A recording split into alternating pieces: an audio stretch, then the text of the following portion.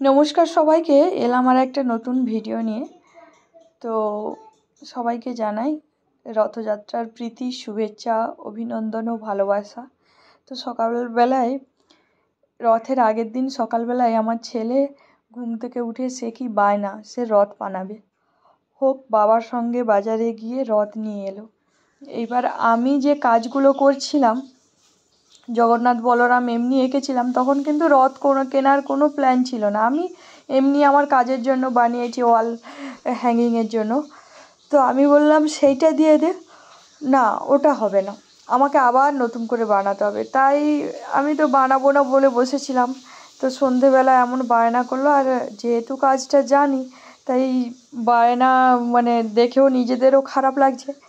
সন্ধেবেলা আবার বসলাম ওর বায়না মেটাতে। তারপরে রাত 12:30-1টা পর্যন্ত ওর বাবা বসলো আবার রথের ডেকোরেটিং করতে।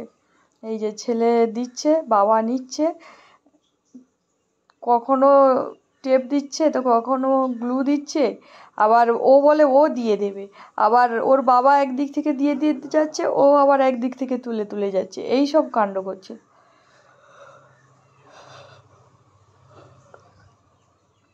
তার বাবা আবার সকালবেলা, ও তো পুরো কাজটা আবার রাতে কমপ্লিট করতে পারেনি।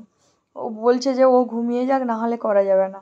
আবার সকালবেলা ঘুম থেকে উঠে, ও তখন ঘুমিয়েছিল, একা বসে আবার কাজটা কমপ্লিট করেছে। আবার তার ভেতরে ঠাকুর থাকলে হবে না, বাইরে ঠাকুর থাকতে হবে। কেন মানুষজন ভেতরে ঠাকুর দেখবে, বাইরে ঠাকুর দেখবে সবাই। বড় বড় করে করতে হবে, এই জন্য আবার বড় বড় করে করে আবার সব বাইরে লাগিয়ে দিতে হয়েছে চতুর্দিকে। এই হচ্ছে আমার ছেলের কাণ্ড। আর ওর বাবা সেই র্যাপিং পেপারগুলো এনেছে। র্যাপিং পেপার এনে, এমনিতেই রথটা কালারফুল ছিল, র্যাপিং পেপারটা এনে আবার ভালো করে মুড়ে দিচ্ছে। আর এই যে দেখুন, রথের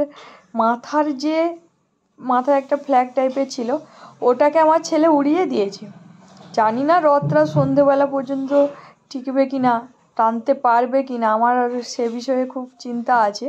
কিন্তু তো আমরা আগলে আগলে রেখেছি রথটাকে, তবু কতক্ষণ টেকে কে জানে। এই যে রথটার মাথায় ফ্ল্যাগটা আর নেই।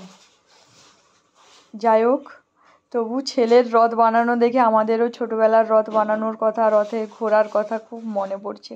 জানেন, বৃষ্টি হলে খুব মন খারাপ হতো যে ঠাকুর দেখতে যেতে পারবো না, এই নিয়ে সারাক্ষণ মুখ ভার করে বসে থাকতাম।